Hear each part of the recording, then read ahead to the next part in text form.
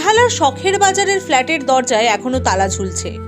বুধবারই কাশ্মীর থেকে বেহালার এই ফ্ল্যাটে ফেরার কথা ছিল সমীর গুহ ও তার পরিবারের, কিন্তু মঙ্গলবারের হামলার ঘটনা গোটা ছবি বদলে দিল। আত্মীয় থেকে প্রতিবেশী সকলেই হতবাক।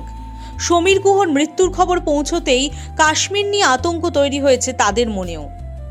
কেন্দ্রীয় সরকারের স্ট্যাটিস্টিক্যাল ডিপার্টমেন্টের কর্মরত ছিলেন সমীর বাবু। ঘর সামলান স্ত্রী সর্বরী, মেয়ে শুভাঙ্গী স্কুল পড়ুয়া।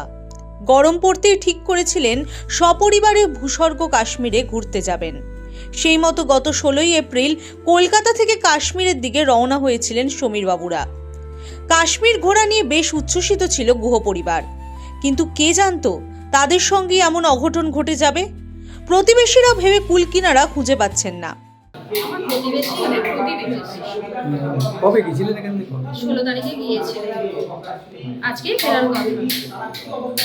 লাস্ট কবে কথা হয়েছে?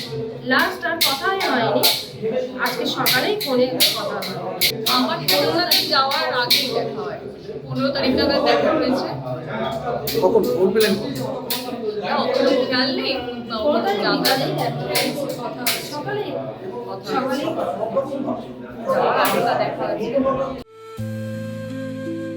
জামাইবাবুর মৃত্যুর খবর পেয়ে বেহালায় দিদির বন্ধ ফ্ল্যাটে ছুটে এসেছিলেন সমীর গুহ শ্যালক সুব্রত ঘোষ। তিনি জানান রাত 3টের সময় তারা খবর পেয়েছিলেন। দিদি ভাগ্নির সঙ্গে ফোনে তার কথা হয়েছে। তারা শারীরিকভাবে সুস্থ থাকলেও মানসিকভাবে বিপর্যস্ত। নবান্ন থেকেও সুব্রত বাবুকে ফোন করা হয়েছিল। দিদি ভাগ্নিকে ফেরাতে যথাযথ ব্যবস্থা নেওয়ার আশ্বাস দিয়েছে প্রশাসন। আমার দিদি জামাইবাবু আর মেয়ে। কবে গিয়েছিল এখান থেকে? 16 তারিখে। 16 তারিখে গিয়েছিল। কি খবর পেলেন? খবর এটাই যে আমার জামাইবাবু আর নেই। ওরা কজন গিয়েছিলেন? ওরা 3 জন গেছে।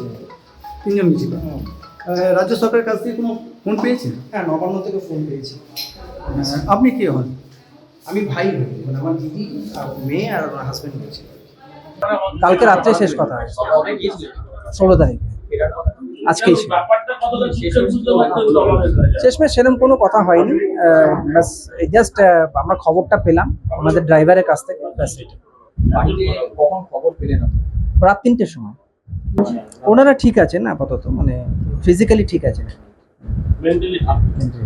Bureau report, the wall.